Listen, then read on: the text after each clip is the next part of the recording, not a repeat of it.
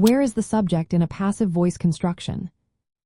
Imagine reading a sentence and wondering who is really doing the action. That's where understanding the subject in a passive voice becomes interesting.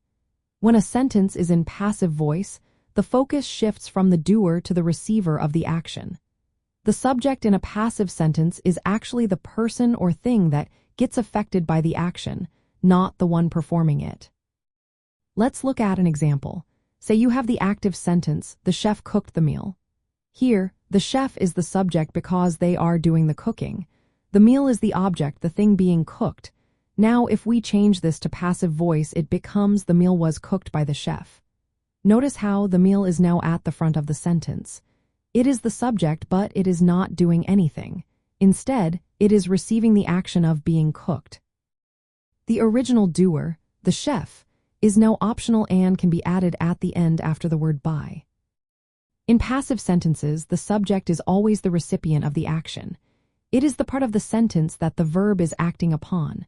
The structure usually involves a form of the verb to be such as is, was, were, or been, followed by the past participle of the main verb.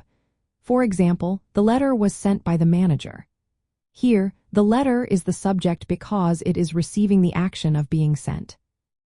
The manager is the doer, but it appears after the word by, which is called the agent in grammar terms.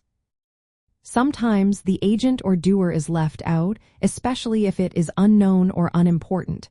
For example, the window was broken. The sentence still makes sense without saying who broke the window. The focus is on the window, which is the receiver of the action. So to sum up, in a passive voice sentence, the subject is the thing or person that receives the action. It is usually the original object from the active sentence. The subject appears at the beginning of the sentence, and the verb includes a form of to be plus the past participle. The doer of the action can be included after by or left out altogether. This structure helps emphasize the action or the receiver, which can be useful in many situations.